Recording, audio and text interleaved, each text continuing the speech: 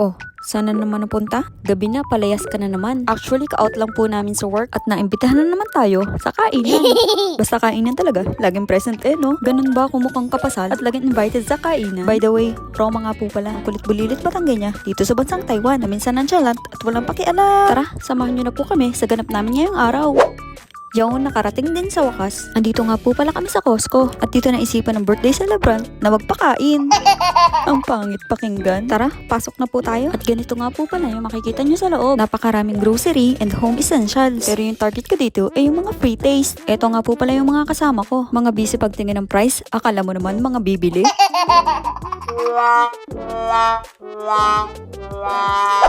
And let's go na. Maghanap na tayo ng pwedeng i-free taste. First target, cherry. At tikman na natin. Asim. Pasensya na ho. Sanay lang talaga ako sa manggang hilaw eh. At eto na ulit yung mga kasama ko. Nakakuha na pala sila ng pistachio cake. Masarap yarn. Yummy!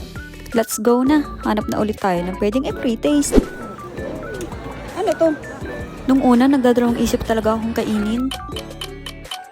Kasi naman, tingnan nyo naman ang itsura. Hindi katakam-takam sa paningin ko. Pero tinikman ko pa rin siya syempre. Parang gummy bear yung texture niya. At masarap naman pala siya. Oh, eating solve yan. Tara na, awat na sa free taste. Nasa labas na ang tunay na pagkain.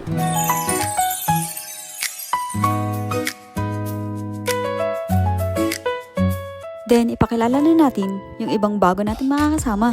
Kaya, Trixie. Ito si Trixie. Yawan eh. Johnny again.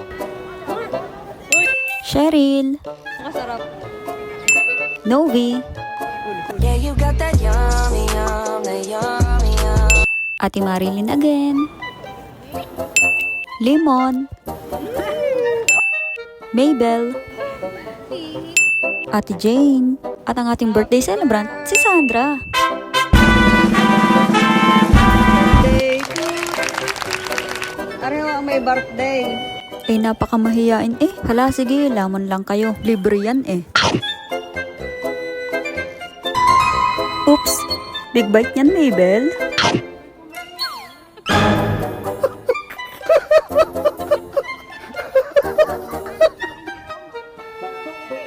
Peace be with you, Mabel. Sa mama katingin eh.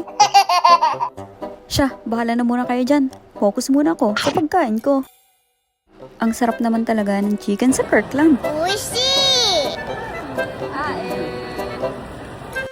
Hawaiian pizza nga pala itong kinakain ko. Hindi kasi ako kumakain ng seafood. Yung may hipon.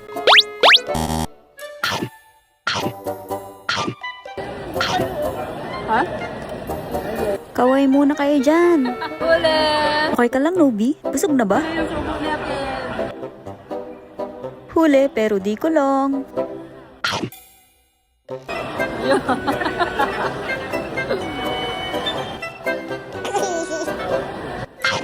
Anong baby?